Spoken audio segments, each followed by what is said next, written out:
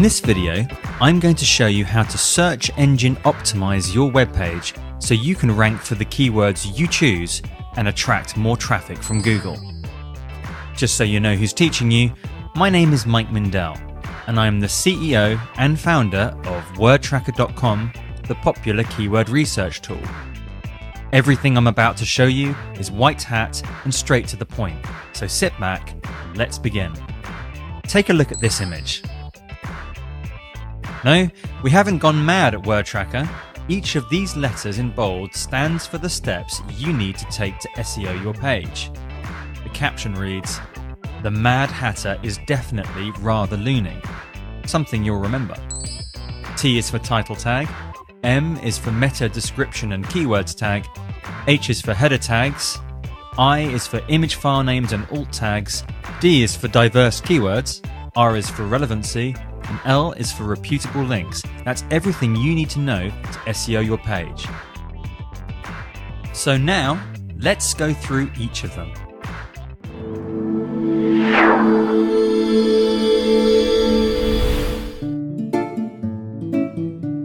T is for title tag. The title tag is one of the most important factors for ranking highly in the search engines because it tells Google what your page is about. Let's work through some do's and don'ts. Focus on a primary and a secondary keyword for your page. Put your primary keyword at the beginning, and if you can work it in, put your secondary keyword at the end too, but in a different way, like this. It's not a title, it's a headline. Make sure your title is compelling enough for the reader so you get click-throughs. What's the point of getting to number one if you don't get clicks? Your prospects are scanning the results, looking to find a match for the conversation in their heads. So make sure your offer is straight and to the point. If your titles are longer than 8 to 10 words, then that scanning becomes more difficult and may be overlooked by the searchers. So, as a rule of thumb, aim for 8 to 10 words and 50 to 80 characters. Make sure your title tag is relevant to the content of your page. If the content is about oysters, don't then have a title tag that mentions Paris Hilton. Use a unique title for every web page, or your pages may be seen as duplicate content, and Google may not list you in its index. For punctuation, I recommend you use the pipe symbol or dash, and don't bother with anything else.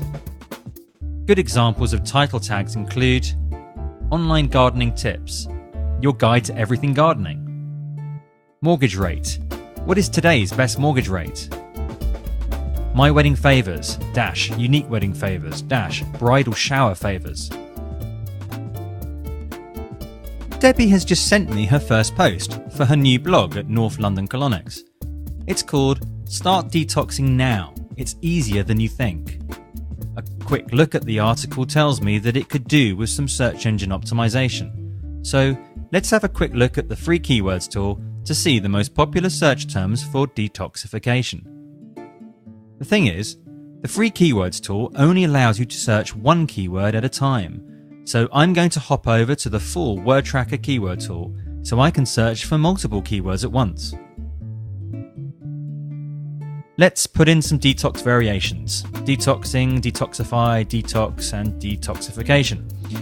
A quick search reveals the top keywords include detox, detox diet, detoxification, detox cleanse, body detox, detoxify, and detoxing.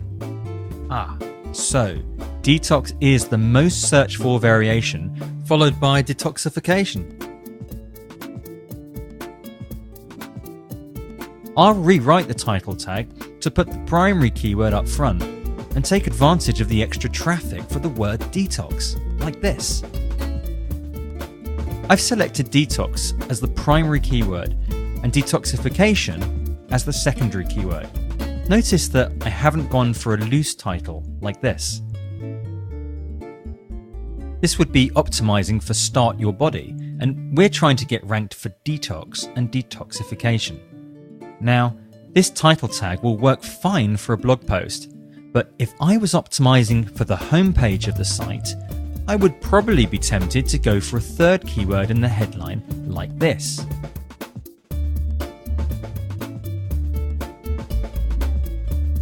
The homepage will likely be the most linked to page on your site, and this allows you to rank for a third keyword without overdoing the optimization.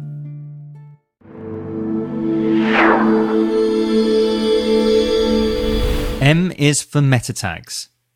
We'll begin with the meta description tag. Google will tend to use your meta description tag when giving a summary of your site on its results page if it contains the search query. So use your primary keywords in the description, working in 1 or 2 secondary keywords if you can, but above all, appear natural. Length should be 25 to 30 words and about 160 to 180 characters total, including spaces.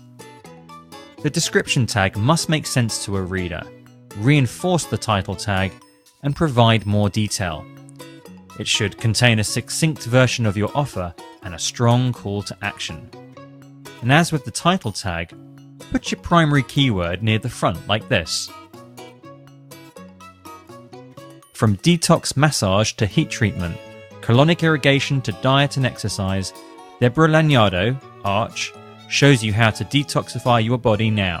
Click here for an introduction.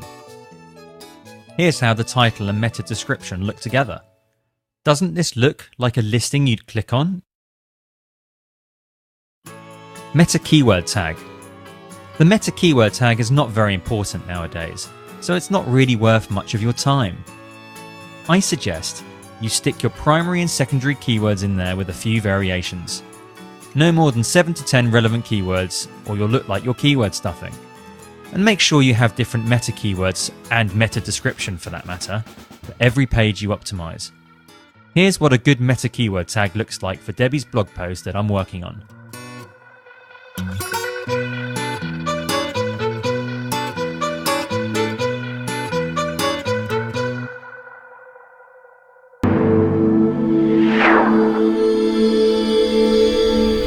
H is for heading tags, H1, H2 and H3.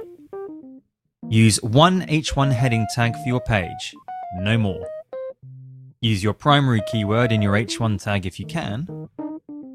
The H1 heading tag doesn't need to be as SEO focused as your title tag and is usually the title of the content in the page. Here's my advice. I recommend you write great headlines for content like articles or blog posts, which makes people want to read the rest of your story. Then, try and work in your primary and secondary keywords. If you can get your primary keyword at the start, do that. If not, don't worry about it. For Debbie's post, this H1 tag is just fine. Detox your body now, it's easier than you think. H2 and H3 are subheadings. Don't stuff keywords. So working through Debbie's post, instead of the H2 heading that says massage, I'm going to put in something with a benefit and a secondary keyword, toxins, which is closely related to detox.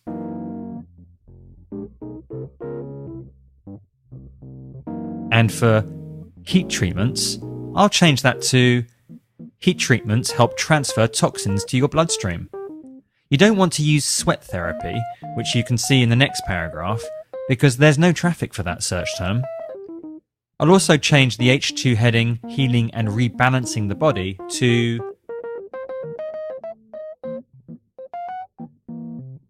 we're back to a variation of the primary keyword, which is detoxify, and the copy makes sense to the reader and to the search engine. Right, next.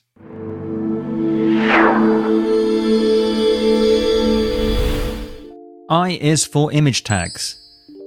Give all your images keyword-rich names. For example, fruit-and-vegetable-juices. Make sure your names are rich and diverse, not algae 1, algae 2.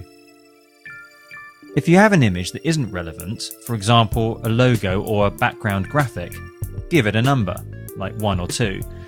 Google will ignore these images, and they won't influence what Google thinks your page is about. So I've gone to iStock Photo and found a representative image for the article that gets across the idea of a body detox. Here's my image tag, And notice that both the file name and the alt text is keyword rich. Alt text means alternative text, and that is shown if a visitor cannot view the image. For example, if images are turned off in their browser, or they're using a screen reader due to a visual impairment. The alt tag should be no more than 70 to 80 characters, and should be a literal description of the image. You can create a caption as a paragraph below the image to describe what the image is for, and then gently work in a secondary keyword without it looking unnatural, as we've done here.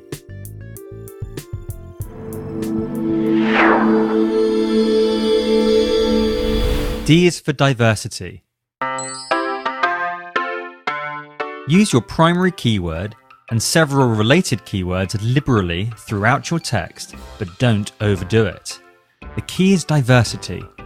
The more on-topic language you use, the more Google thinks you know what you're talking about and will regard you as an authority.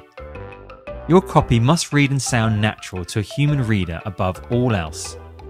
This is a great use for the Word Tracker keyword tool, as you can find plenty of on-topic language with search volume to work into your page.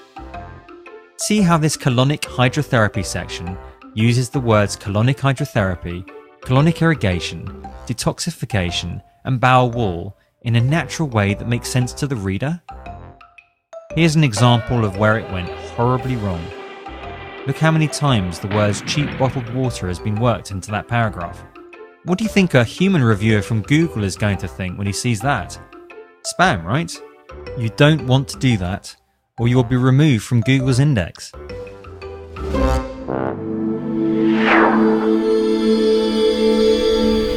R is for relevancy. Google rewards you if you're relevant, and you're relevant when you put relevant stuff on a web page. Ask yourself, if someone searched for this keyword and came to my page, would they find it relevant to their search and stick around? You see, Google monitors how long visitors stick around for. So if the answer to the above question is yes, then you're doing a great job. Now, Debbie's post is quite long, but it's 100% relevant to the subject of detoxing your body. A rough rule of thumb is that a blog post only needs to be between 400 to 600 words, but Debbie's enthusiasm for the subject shines through, and this post contains some excellent natural keyword-rich copy, so I've left the length alone. She'll also probably start ranking well for hundreds of long-tail keywords, combinations of her target keywords that we can't even think of, which is a win, because it means more traffic.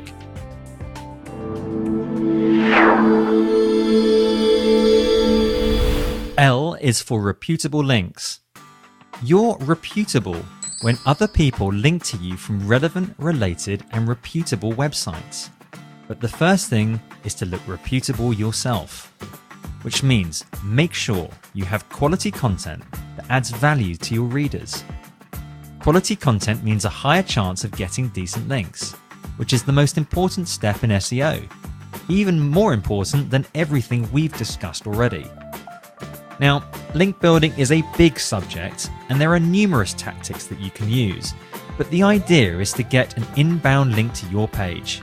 Google and other search engines will see a link from another website to your page as a vote by that website for you. If another website thinks your page is worth linking to, then Google will notice it too and then come and crawl your site. Here are a couple of quick, simple tactics you can use for any page to get your first link. First, social bookmark your page on social networks like Twitter and Dig, where your valuable content should attract some initial links from a few interested parties. That takes just a couple of minutes. A second useful tactic is to add value to someone else's related content, for example in a forum post or a blog post. Now that Debbie has written her blog post, the next step is to find some related blogs who are already discussing the issue. So head over to Google and do a search for body detoxed with this text, which you'll find will get you blogs that allow you to post comments. I found a post called Natural Ways to Detox Your System After Chemotherapy or Radiation. Read the post and the comments. Then add your own comment that adds to the discussion. Remember, you must always add value, even in comments.